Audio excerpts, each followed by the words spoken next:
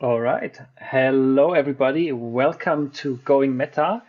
Thank you for joining. Good evening, good afternoon, good morning, depending on where you are. As you can see, I am in a funky hotel room with an interesting image at the back. It's like a piano and a trumpet, so I don't know what that means, but here we Are you gonna go. play something for us today, Alex? I don't know, better not. I'm not so sure about that, but I don't have my piano here, so unfortunately I couldn't even do that. Excellent. How are Well, you, Jesus? How's it I'm going? very well, thank you. Yeah. Yeah, and I was going to say that we have, for a change, and not that it's a good thing, but I'm sure you're relieved about that, and after the great success. But we're not going to open by saying, "Hey, sign up for Notes," because Notes Oh is yeah, behind us, and it was great. yeah. I was briefly thinking about it to say, hey, no, is done, and put up a little flyer up. So now that you prompted me, I'm absolutely doing that. Because Notes was amazing. I think was a really good event on the 26th. So you know, 2 weeks ago almost to the day. We had great sessions on basically 24-hour streams and three different tracks. But I guess you heard about this and you as you make fun of the me constantly repeating about everything No, about no, Notes. no. But it's I don't have to tell you that. But what I wanted to tell you now is that we have the videos available. So if you for some reason, because it was 3 a.m. in the morning for you, potentially couldn't watch all of the sessions, you can now go to our YouTube playlist and Yeah, recap if for what you whatever reason you've only been able to consume like 6 hours, well, you still have 18 ahead of you, right? So exactly. there you go. But there's No, plenty not everybody can be Michael. Yeah, great content. Well, exactly. There might be one or two. I mean, we should. yeah. No, but that's great, and I'm looking forward to catching up with some of the great sessions because yeah, I've watched a few of them, but there's loads. There's many more to watch. Yeah, so I have to. I myself have to catch up with a couple. Particularly in the AI track, where I wasn't able to watch that many because I was kind of like on duty on the visualization part. But that was also a very interesting track to follow. I don't know if anybody who's watching us live now did attend Notes, and if they have anything to say, maybe you have a favorite session already. You can identify, then let us know in chat if that is something you can recommend something to the viewers. That will always be great. It's interesting for others as well if you think something is worth a watch. So if there's anything, let us know. But yeah, today we talk about RAG, so retrieval augment generate with Rag, knowledge it's graphs. Yeah. rag. Yeah, RAG. Yeah, it's from rags to graphs, Yeah. not to riches. I don't know. So we'll see. Yeah. Well, yeah, no, it's. I think if it's impossible not to you know have a session on these. I would say. I mean, we kind of opened the gate somehow last week, talking a little bit about explicit semantics, vector based semantics, and I thought that it would be a good idea to kind of build on that and talk about RAG, which is something that I don't know, maybe there's some bias, but I can't help but reading it everywhere. I mean, it's all over the place, and it's super interesting, super exciting, and I think graphs are incredibly well placed to be a perfect grounding partner for large language models for RAG solutions. And I wanted to, of course, this is a large topic, but I wanted to spend a bit of time today talking about it because I think it's really interesting. Yeah, it's definitely is. It's very interesting. I think it's a particularly rags all the rage. Yeah, Tomasz, exactly. And if I just it's this perfect fit. It was not planned. I promise you this, but I was just saying ever since the a couple of the announcements we did over summer. So one was the vector search capabilities and all that stuff and OpenAI's things. Uh, it was something that came up every time, and as you know, I'm writing the Twin4J this week in Neo4j newsletter on a almost weekly basis. And Tomasz is one of the people that have almost added on a weekly basis another interesting blog post around the topic. So yeah. He's going to be on my slides today. So. Yeah. All right. Good. Yeah, he's amazing. So yeah, thank you very much, Thomas. Shout outs to him. If you ever look at his blog, look at his Medium, follow him there, and read some of his content. It's really amazing. If you're interested in that topic, so it's what I wanted to say. All these words, what I wanted to say really are was that it is not only been in our minds, but I think everybody else's mind as well. It was like, okay, this is interesting. We need to look at this. We need to absorb as much as possible. So yeah, we are raging exactly. So it's for once. I think it's not just Neo4j that says this is amazing, but kind of like everybody does it. Absolutely. Okay, shall I go ahead and share my deck? Yes. Probably. Oops, where did this go? The usual fun when you have too many things open there. So sharing my screen, and hopefully you will be able to entire screen. I only have one screen, so it has to be this one. And I'm going to move to this one. Can you see that, Alex? Yeah, it is. Yes. Perfect. Okay. Well, as usual, I mean, maybe today I'm going to spend a bit more time on slides than usual, but I think it's important to get the basics. And I'm sure people attending today or watching this offline are not new to this concept, but I think it's it's important to get the basics right, and then we'll move as usual into a more hands-on session. So a very brief recap of what we covered last session. So you probably remember how we went over the difference between vector-based semantic search and graph-based semantic search, right? So essentially we explain how semantics or meaning can be represented in two main ways. One is in what we call an explicit fashion, which is what we do in a graph when we state that an apple is a subcategory of a fruit, or an orange is a type of fruit, or in our example that Neo4j is a type of graph database, and a graph database is a type of database management system. So these are explicit statements that we can make explicit, using the word, but in the graph, and that then we can explore and we can navigate to come up with intelligent answers to questions.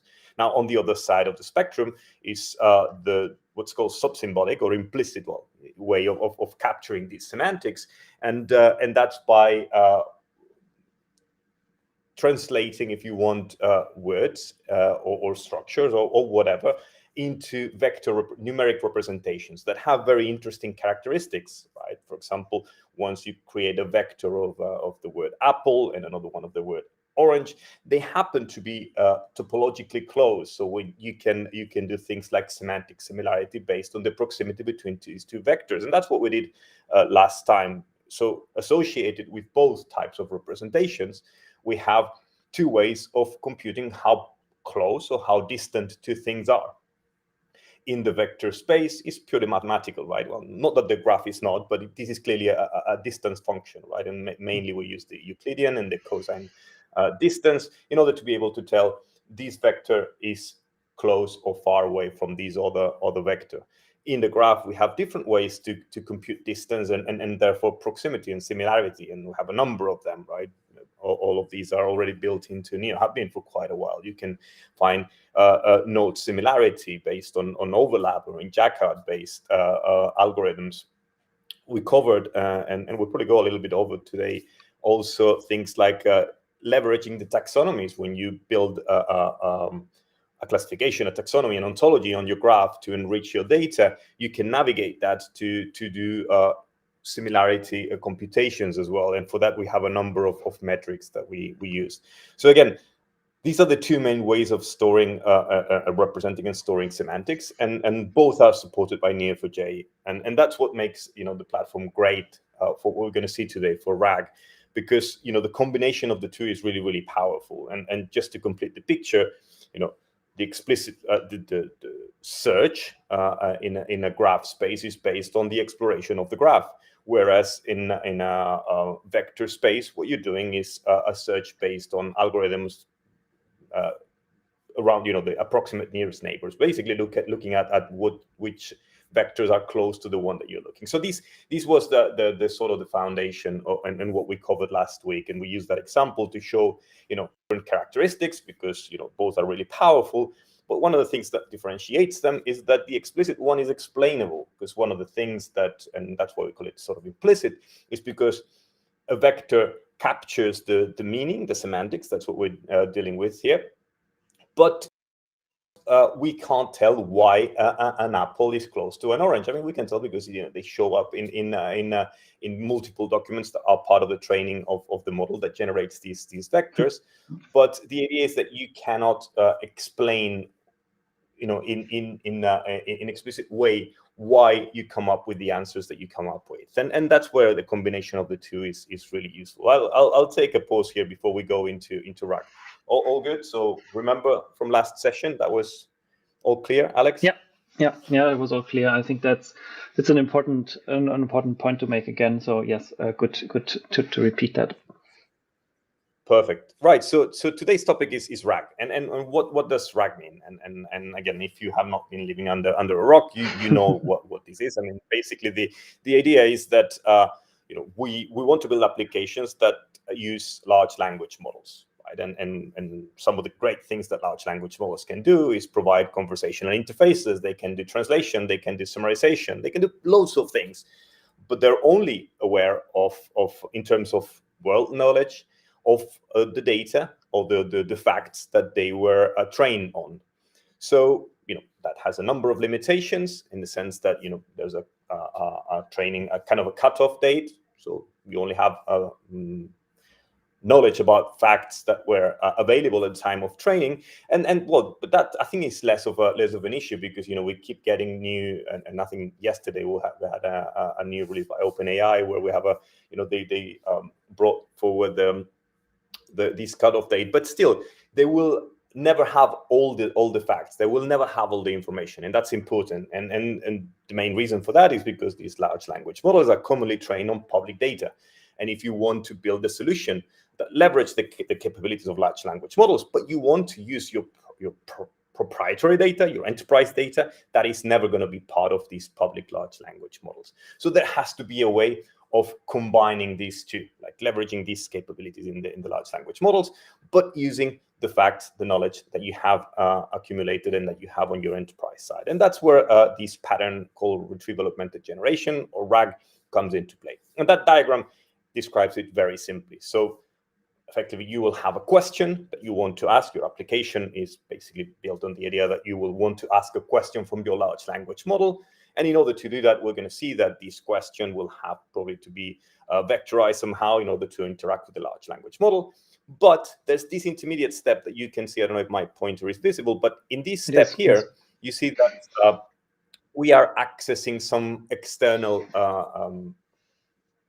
database, data store, knowledge base, whatever. In our case, it's going to be a knowledge graph. It's going to be Neo4j. Mm-hmm. But the idea is, okay, I'm going to go out and get all the potentially relevant information in order to answer this question, which that's what we're going to call the context. And I'm going to pass it on along with my question as as part of the context for the LLM, in a way that the LLM can use all the capabilities that I was describing before, like all the reasoning, all the analogy, all these powerful things that large language models do.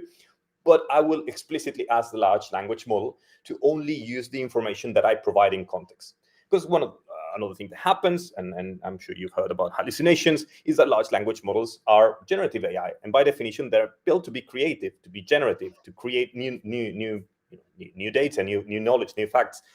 And what we want to do is kind of turn down or disable completely this creativity and say, okay, do what you can do, but or you're good at, but do it only based on the context that I'm providing you. And that's exactly the idea. And ultimately, the large language model will produce a conversational experience. It will provide a summarization, all these super smart things, but exclusively based on the information that comes from my controlled knowledge base, which in our case is a knowledge graph. You will probably see that with other types of platforms, because why not? I mean, you can generate a query, a request to an external source that returns the contextual information, and that can be anything.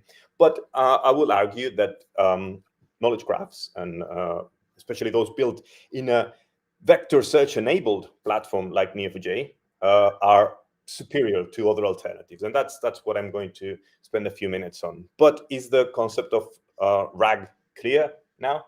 I hope so. Yeah, I think at least to me it is. Yes. It's an important point to make, really, that sometimes you have your LLM system, you have something that almost seems a little bit like magic, if you and it is a little bit like that, because it does something and you don't quite know what it does and how it does that.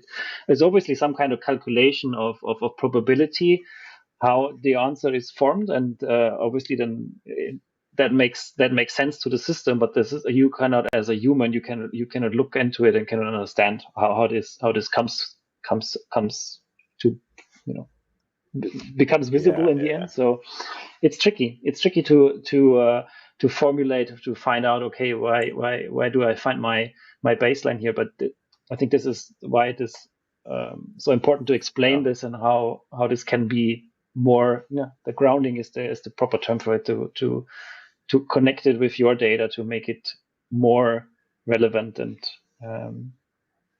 more explainable. Exactly. And more explainable, controlled, because think of it in scenarios. I mean, because ultimately what we're doing is building applications that do things for us, and think you're coming up with a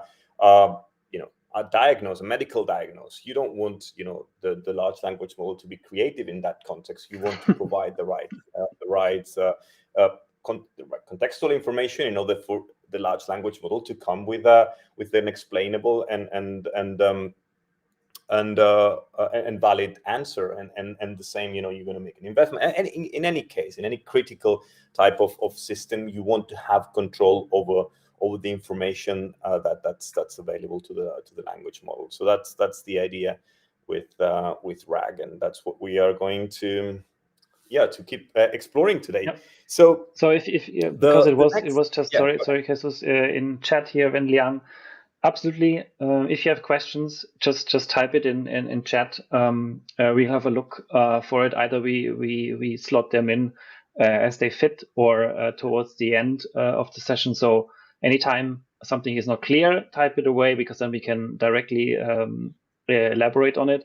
Or if you have a generic question towards what we are presenting, then we find the time for answering.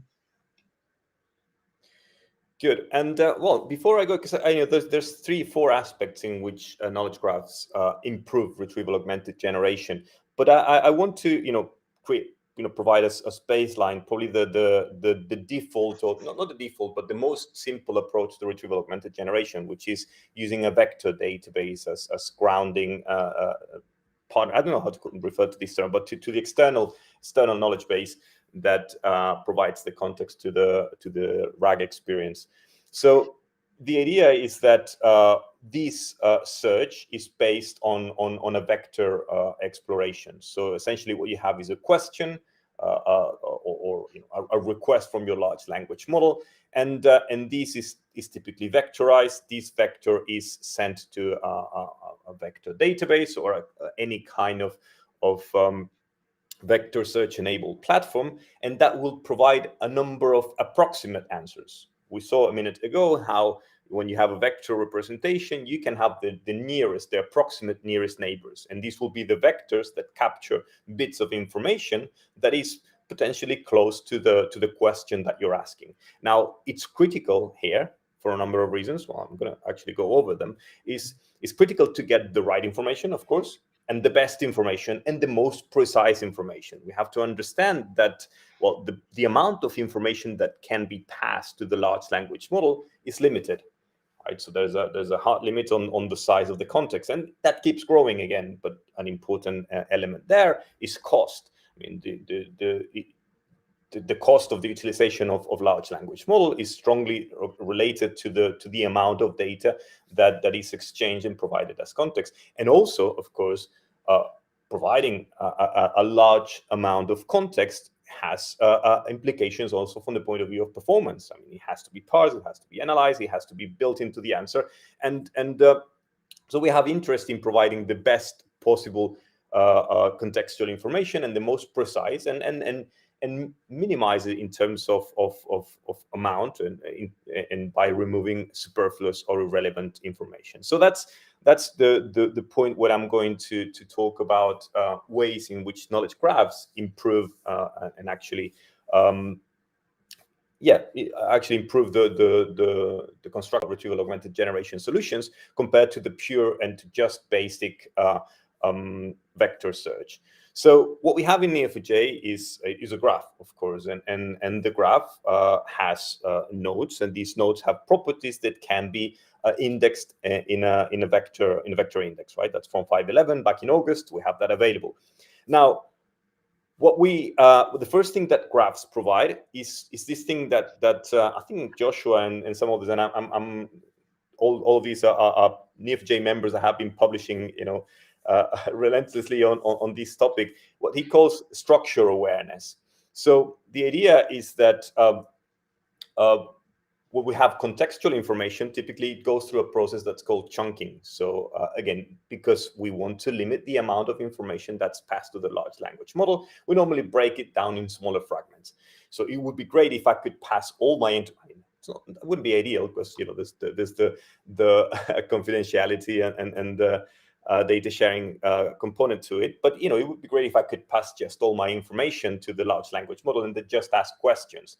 But that's, for the reasons that I mentioned before, not ideal. So what we will want to do is break it down, and that's a common approach in what's called chunking, these unstructured data into fragments. Now, what we can do in the graph is build into these chunks also this document structure. These chunks are parts of documents, and documents have structure and organization. And I mentioned here two posts that have been published over the last few weeks, months, by members of our team. The one to the left is a chatbot for the Graph Academy that Adam Cowley published a few weeks ago, probably a couple of months already. And what he did is he analyzed the pages in the Graph Academy, and he chunked it based on the different sections in the HTML blocks, and he kept a reference to the original page in that case, or some representation in the graph of the hierarchical structure of the documentation in the web pages. Something very similar is what Joshua in the one to the right, and you have the URLs to go and look at that in more detail, and even the code.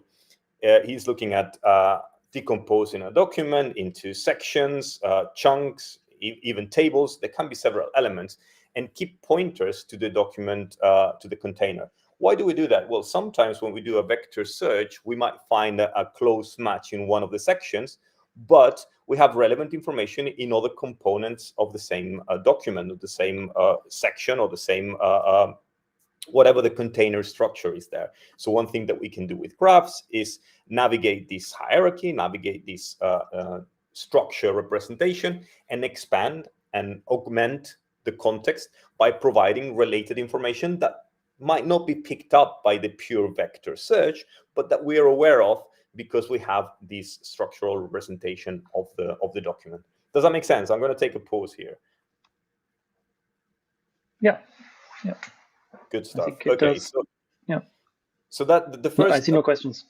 Providing this structure awareness, and that's the way of augmenting the context in an informed fashion, because we have these additional information.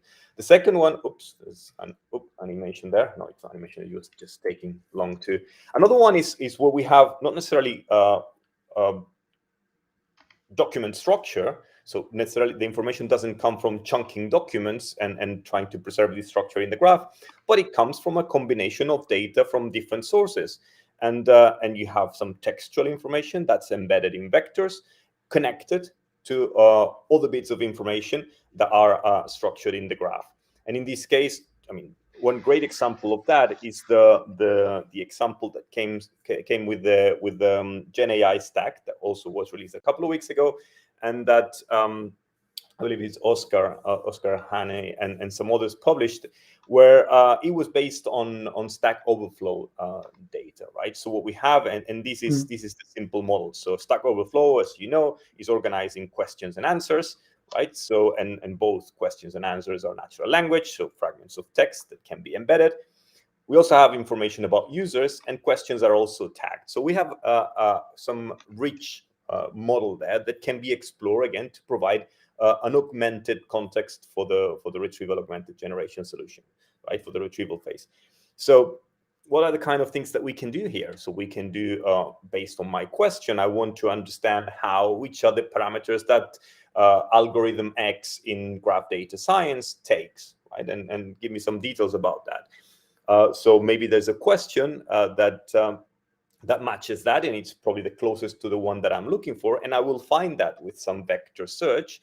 But then which of the answers do I provide? Maybe systematically, if there is an approved answer, I will provide that answer. So I will link, will expand, because probably in order to provide an answer, it's not so much the important bit to map a question, but to provide the fragments of text that will help the LLM provide an answer to it. So this navigation will augment the context again that we can provide to the LLM. And similarly, I mean, you can provide the approved answer. If there's not an approved answer, you can look at which of the answers is provided by a user with the highest credibility. So you can really leverage the structured information in the graph to navigate and expand and extract additional information that's relevant to the RAG process. That's very similar to the example that Tomás created with. It's a simple example where he combined unstructured information in the form of tasks. Right, so tasks. It was. I mean, he described it as a DevOps RAG application, and you find their information about teams involved in tasks. The tasks affect microservices. They have dependencies between each other, and individuals are members of teams. So again, it's a combination, like in the other case, of different entities, different graph information with nodes that contain textual information. So in this case, what he shows that's possible to do is to go and do a vector search on the text of the task and then expand it by saying, well, this task is actually currently active and it's associated to that particular team in which this person is. So again, this is a way of augmenting the information that we have in the graph, where the vector index provides just the starting point and the approximate match based on the question. There's additional patterns or templates, I believe they're called, that Tomás has been working on, and that's really, really super interesting. And he's contributed those to the LangChain. I unfortunately don't have the URLs here, but I'll add them after the session, where these more sort of advanced RAG patterns were explored, and he provides code on how to. And I think that the 2 or 3 that he covers is the parent pattern, which is similar to the one that we saw in the previous slide. So we have a document that has been chunked in a number of fragments. You can, when you find a match, navigate up to the document and find siblings to provide an additional context. So that's the parent template or pattern. I can't remember the right terminology there. There's another one where, in addition to each of the texts, each of the fragments, it provides hypothetical questions. So actually, that's interesting, because you have some fragment of natural language text, and you can now ask a large language model to generate some hypothetical questions that you can annotate this context in the graph, and then you can do your search when you ask questions on these hypothetical questions to enhance the probability of matches in this approximate search, and then navigate to the actual content by doing this graph exploration to augment the context for RAG. I think that there was the hypothetical question, that's the parent. There was a third one, I can't remember which one it was, but another a couple of other advanced ones that leverage this idea of context augmentation by combining this initial vector search with graph exploration. And well, I could keep going, but the other one I can think of is fine-grained access control. So in a vector database, it's really hard, it's practically impossible to be fine-grained about who can access what, right? Because all you're doing is exploring a vector that's the result of embedding natural language texts. In a graph, I could be very specific. Let's go back to Thomas' example. I mean, you can do a search on a task, but because you're a particular member or you're a member of a particular team, you will only get visibility over the tasks that are assigned to your team. And that's a great way, in this case, not of augmenting, but of filtering and not providing information that should not be visible to you. So that's another great way in which graphs can help in that front. The one that we're going to be looking at today and that we started looking last week is this combination of vector search and graph search through explicit semantics and using ontologies and taxonomies. There's more, but I think I'm going to pause here because I've been talking longer than usual, and it's probably time for some code. But maybe you have some questions there, Alex? There were a couple of questions. So we have Tomasz, by the way, I think you posted the link to his GitHub repository. Perfect. So Thank you, I'll add that. Put that in chat. I'll add that to the video description on YouTube as well, so you can find it there if you're wondering. At least this first one here from Ben Young is, he says, I can understand the rationale of using knowledge graph in context to vector databases as context. However, the main bottleneck for me is how to construct a reasonable knowledge graph that best serves the purpose. Seems to me that create vector database is much easier than construct a knowledge graph. Yeah. So absolutely. Yeah, totally true.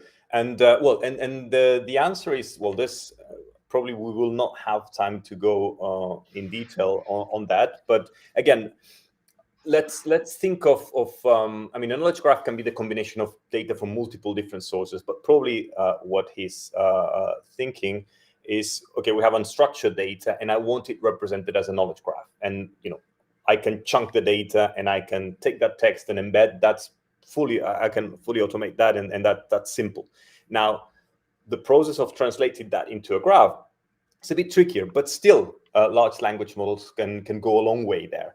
And what I'll say is, maybe I can provide a pointer, because again, that's a topic that some of our colleagues have covered, and Tomas in particular. I can send a pointer to the post, but that's something that I'm planning to cover in future sessions. So you can, again, take unstructured information, tell the large language model kind of the target model that you want to populate. I mean, what kind of entities basically you want to extract. Somehow you provide the ontology of the knowledge graph that you want to create, and the large language model will return the data in a format that matches that structure. So that can be done. And then again, the idea is that these will be combined with additional information like we saw in other examples. So yes, I totally agree. The construction can be challenging, but there's a lot that can be done with the use of large language models. And yeah, I'll post the link, or maybe Thomas, if he's online, I'm sure he will put it there. But if not, we will do it. And again, the plan is to have a session specifically on that particular topic. And we kind of did. I mean, we didn't use large language models, strictly speaking. But if you remember in the previous session, and I'm going to run it very quickly in one go today.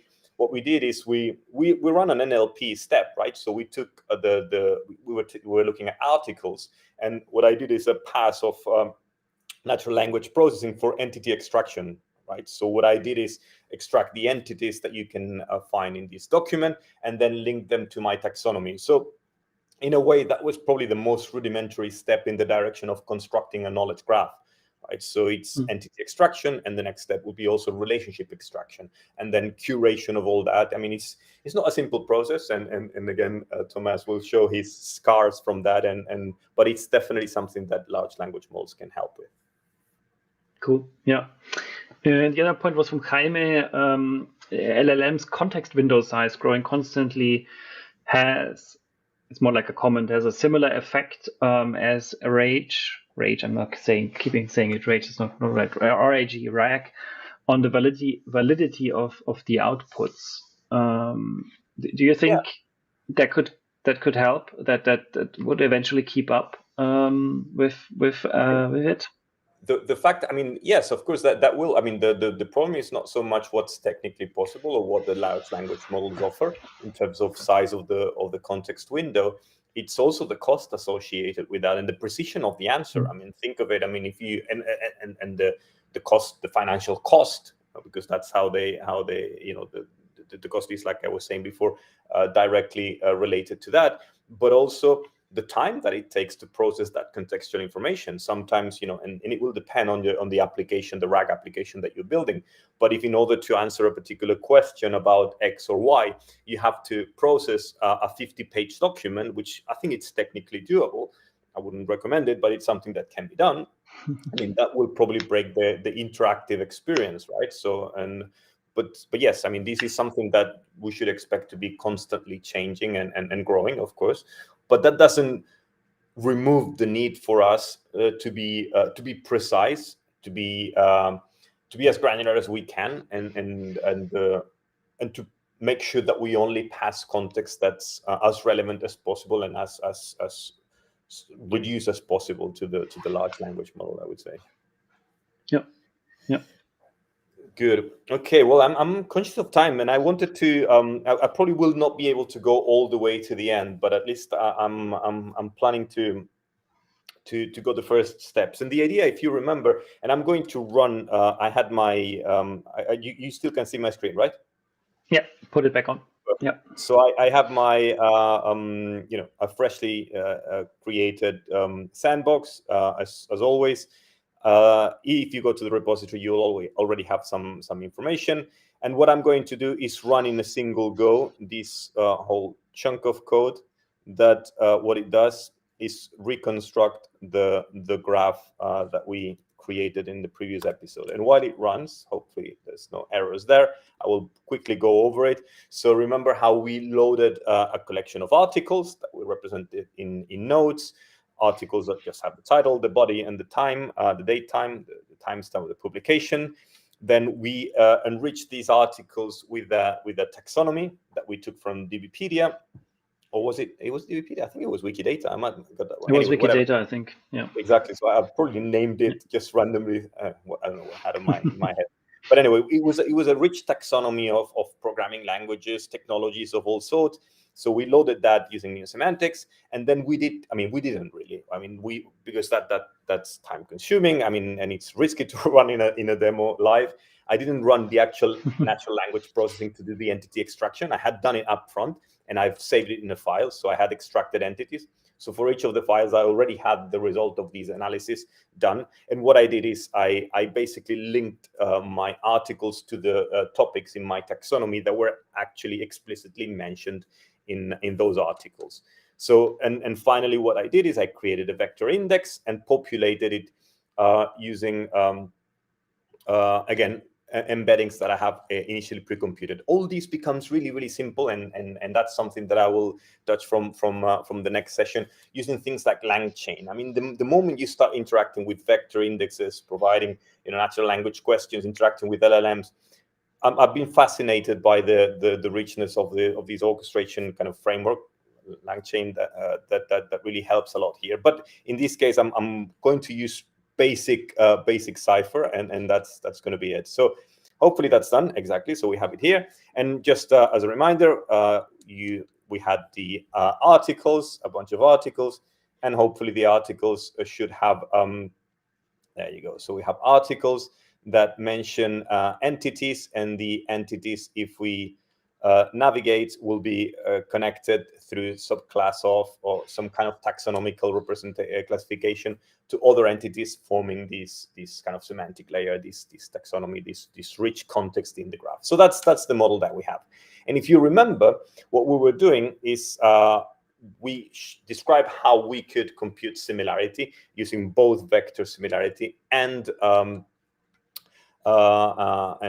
graph-based similarity. So if I go first with the simple one, the way to do vector-based similarity was, let me copy that. And so what this query does is, okay, I'm reading an article. So in this case, what I'm going to expect my retrieval augmented generation application is, okay, I'm reading an article.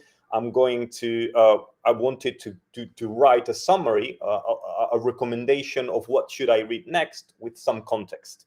So in this case, rather than sending a natural language question, I mean, it's not always a chat. Imagine that this is I want to build an agent that analyzes my, the articles that I read and sends me an email at the end of the day or at the end of the week on what should I go and read next. And I wanted to write an email describing natural language, but generated by the large language model. So what the kind of thing that I will do is, okay, I'm reading this article. That's one of the identified with the URL. And given this article, which are the ones that are close to it? And that's something that we did last week. If I've made no mistake there, all I'm doing here, let's go look at the query, is as simple as, well, I find the article and then I do a vector search for on the article embeddings index for other articles that, and I set a limit of the number of them that I want. I'm set to 7, but it could be anything. Based on the embedding representation of the content of this article. So that's this kind of implicit semantic similarity, which returns, I mean, the article that I was reading, a number of similar articles, and the score. Again, the problem here is that if I want my LLM to write this email saying, hey, you should read that, maybe my best bet, and I'm open to suggestion because that's something that we'll probably treat in the next session, would be, I don't know, to pass the maybe a summary of each of the articles to the LLM and say, well, that's the summary. Tell me why these two are related, because I know they are related because that's what my score is telling me.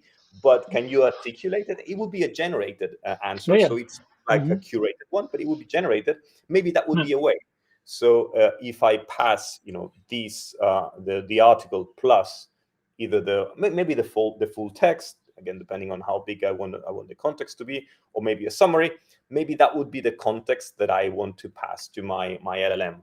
And that's exactly what I do in this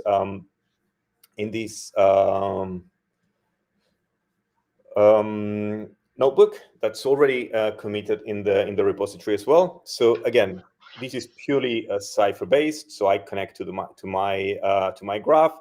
If you look at what I've done, I've just literally pasted here the query that I run in the browser, and all that this query does is takes the URI and it will return a summary. Let's run this in the form of, here's the title, here's the body. I mean, it could be maybe the like I said before, a summary or some kind of simplified view. But can you zoom a little bit into this, Jesus? Second, zoom. Yeah. Can you zoom in a little bit? Yeah, cool. Thank you. There you go.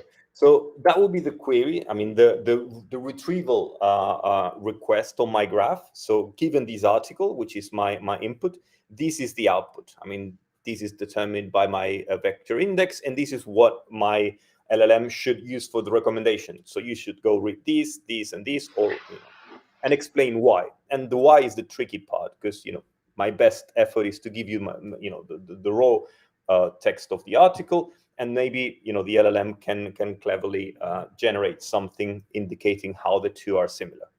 Now, the other way to approach this is the vector-based one, and I think, well, and this is actually what I'm doing here, and that's my.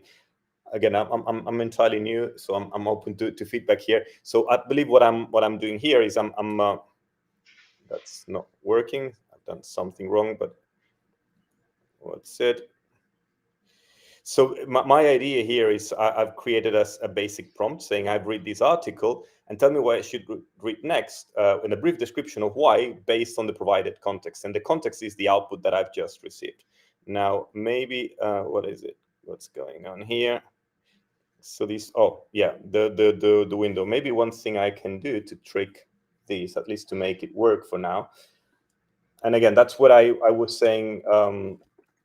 And this is a bit of a hack just for the live session. but some smart approach, like I would say summarizing, might be probably better here. What I'm going to do is brutally truncate it. So I'm going to say, okay, set a dot body to a dot body substring. I don't know. Let's keep the first 3,000 characters. There we go. Boom. Maybe this is going to be small enough. I don't know. Still too long. Yeah, maybe I'm passing too much. Another thing I could do here is, instead of returning a file, I could return just 3. Right. Again, I'm playing here. This is totally experimental. 3 if we exclude the one that's 2, but maybe that's looks like it went through. It's just but again, for sharing, exactly. So it doesn't. I mean, and for but this again, purpose. this is the part where I'm really being totally experimental, and I'm planning to have a session with Thomas on this to make sure that I'm approaching it in the right way. And again, the LangChain framework offers a very, very, very powerful and simple and intuitive way of automating the whole chain, like the whole retrieval and the passing to the large language model and producing the answer. So here I'm intentionally decomposing it in 2 steps. So I'm querying first, I'm returning the context, I'm passing the context, but it can be all bundled in a single and much more compact and intuitive way of representing it with LangChain. But let's keep that on the side for now. And well, my model returns something. I mean, it's probably not ideal. And like I said, maybe I could be more, I can be smarter on what do I pass as context, but I want to provide this as one approach. So that's the information that I get using pure vector similarity. Now, there's this monster query that we worked on last week, which does, let me look at the query in detail first. So that's the query, and this is what it does. So the difference here, and let it run. So it's that for the same database and the same article, what it's doing is providing similar articles, but remember, I'm going to give it a nicer name here. Let's call this, and like I said, I'm going to explain a little bit of what's going on here. So as you can see to the right, it's giving me kind of an explanation of why this result is relevant, because this is based on the path exploration, on the graph-based exploration of the similarities between the two. So I'll go a little bit into the detail of the cipher, but as you can see, it's telling me you should read this one, and the reason why is because the original article mentions explicitly Neo4j, and the recommended article mentions also explicitly Neo4j. That's a simple recommendation, but it's it's explainable. It can get a bit trickier. For example, new SQL and implementation, blah blah blah. Well, the original article mentions Neo4j. The second one, it mentions new SQL.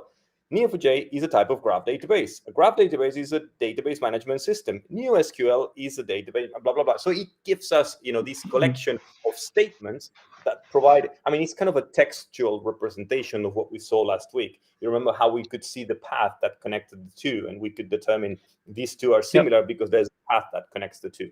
What I've done here is I've translated it into text, into statements, because the way we communicate in a RAG environment, the context is passed as text, as natural language, or semi-structured text. So this is the idea. So I would be passing this type of context to my LLM, and the way I work it out, and that's what I don't want to scare people, because I know this is a bit chunky, but here, I mean, it's not super complicated. It's just a bit verbose. But again, we start with an article, and which is our starting point. The article mentions a number of entities, and that's what we did with the entity extraction. I can do a path similarity search where I set the threshold, and that will return a number of related topics. And for each one of them, I can get well, I can get the articles because the topics will be linked to articles. And then it's all about how I format the output. So that's where most of the code is used. And this is this is how I compute the similarity, which, like we discussed last time, because there can be multiple paths. Well, I take probably the average of them. I think that's what we're doing, right? So it's I believe we return the average somewhere, or the minimum. Collect. Yeah, it's the average here. So I compute the average of the similarities. But the interesting bit, or interesting and at the same time the verbose, and that made me think that maybe that's something that we want the function to return out of the box. So what this return is a path, and what I'm doing in this section here is translating a path into a collection of statements. And without going into all the details, I'm iterating over the nodes, basically over the relationships in the path. Remember that the path is telling me why this article is related to this other one. And I iterate over the relationships, and I say, well, the relationship is a verb, and I can get the source and the target node. And by doing that, I generate a collection of maybe triple statements: subject, predicate, object, or node, relationship, node.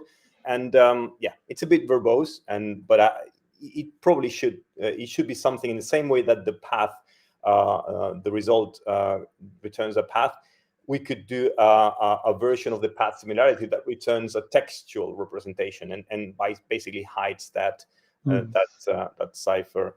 Kind of a tricky part here in the question, but that's pretty much it. So and back to our context, so to our notebook, I can run exactly in the same way, the same query for the same article, and that will provide a similar but different context. It will be a collection of articles, but it will return hopefully the text that it's taking a bit too long. Let's leave it to run. But one important aspect of these, and I think that's the whole reason why we do this. Oh, transaction failed. Couldn't connect. Maybe my sandbox seems to still be there, right? I don't know. We'll give it another try. That's not a problem. I mean, that's the thing with, maybe it's my Wi-Fi here.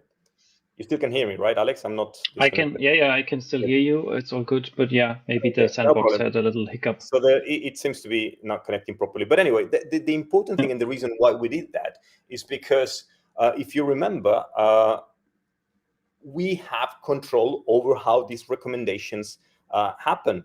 And the way to prove that is that, okay, I can extend my my ontology, my taxonomy. That's new knowledge that I have now. So my recommendation at the moment is this one. So that's what you should read, and this is the reason why. But then I say, hey, but there's knowledge in my organization that basically states that there's this notion of technology stacks. So something that's maybe not aware to my large language model is the fact that there's technology stacks that combine different technologies. And let's look at what these, if I do, instead of an input, I do a preview before importing it. So this is a classification where I say, okay, there's something called the Grand Stack that connects GraphQL, React, Apollo, and Neo4j. There's also the Mean Stack that connects MongoDB, Express, Angular, and blah, blah. Anyway, that's another way of connecting things, and that will probably provide new paths for exploration. So I'm extending, again, my knowledge graph by importing these additional taxonomy elements. So if I do import, is that what I did? Yeah, import. So these will enrich my knowledge graph. It will add a bunch of triples that's represented in the form of an ontology. And the result of doing that is that I will come back to my query. Let me delete it to make it more obvious here. So if I run exactly the same recommendation query now, hopefully I get new results. And we see that effectively, up to, I'm going to have to reduce it a little bit so that we can see the two side by side. But the first three are obvious because they both mention directly Neo4j, so that's natural. But then look at the third one. So instead of being this new SQL, now suddenly becomes a beginner's guide to GraphQL. And the important thing is why, and that's what I get, why this new thing has popped up.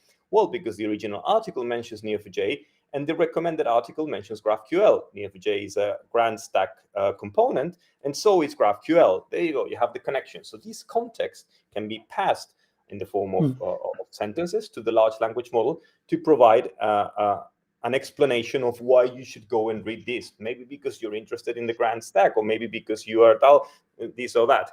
Again, I'll pause here because I'm realizing that there's we're hitting the time, but yeah, it's timed out somehow. The notebook doesn't want to talk to the sandbox, but they're there, and you can. I hope you get the idea. So we've kind of covered how to get the context.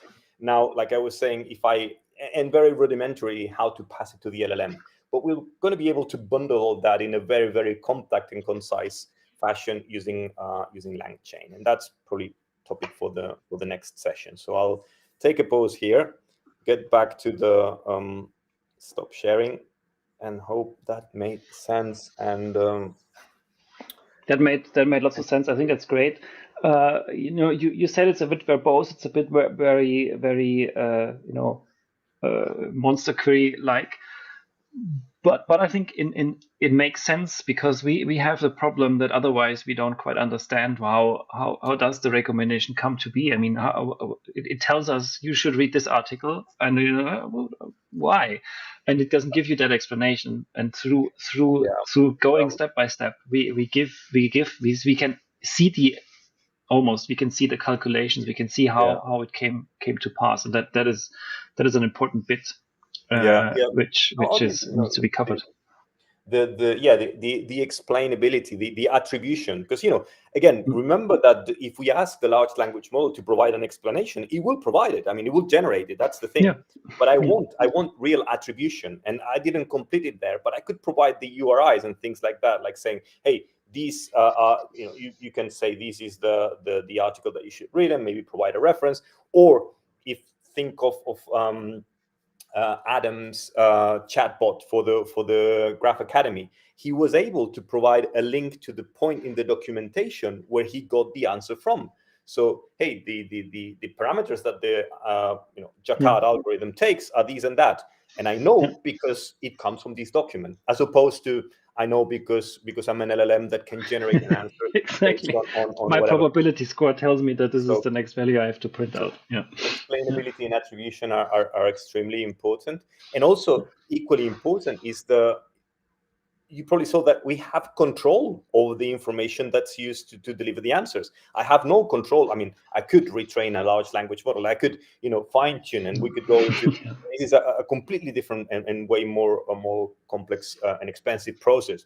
What I can do is is have full control over my grounding database, my grounding partner to the LLM, which is my knowledge graph, and I can add, remove, modify over time information, and that will have an impact on the behavior of my RAG application, like we saw in these example.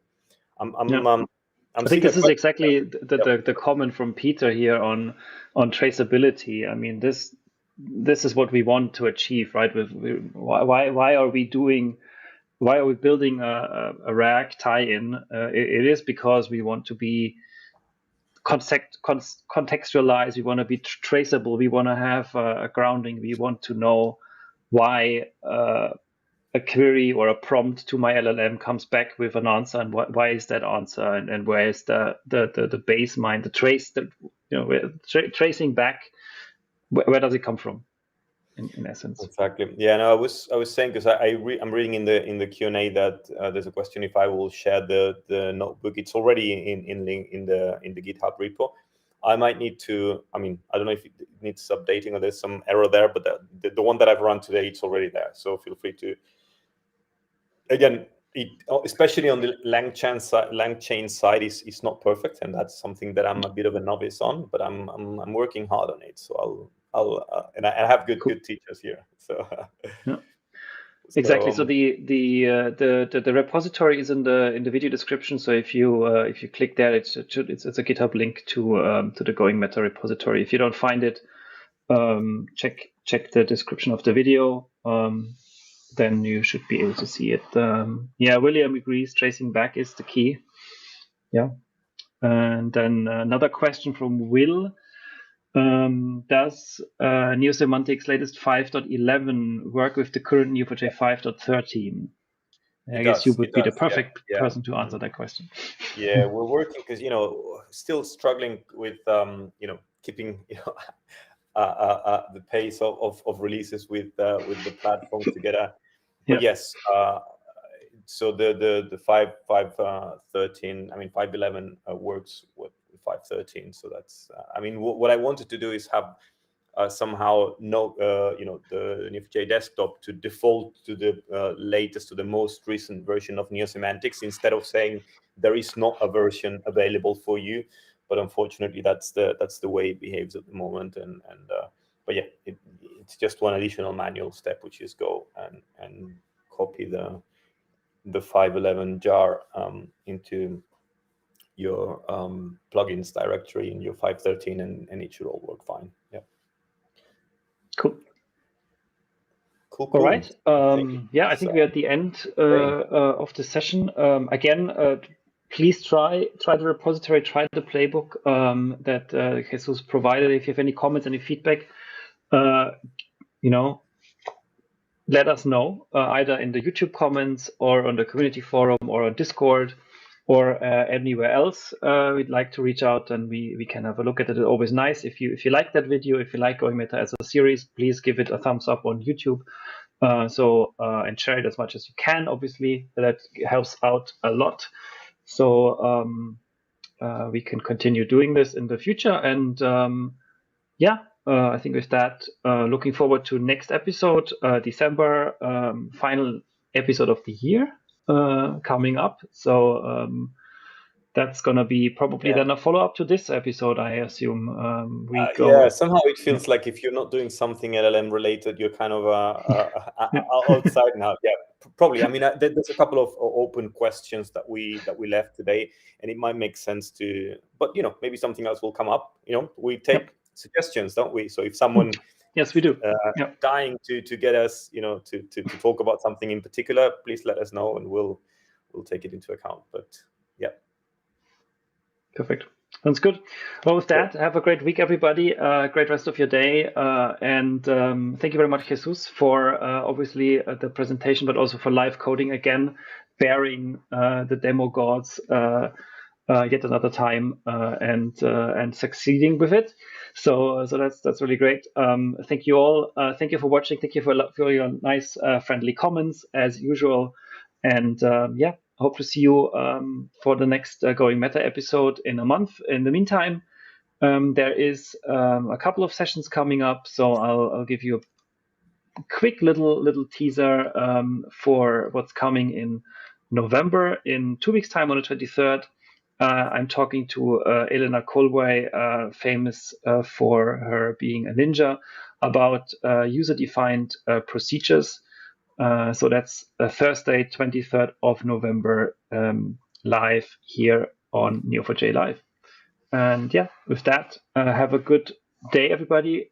Great to see you all, and until next time. Thank you. Cheers, Alex. Thank you.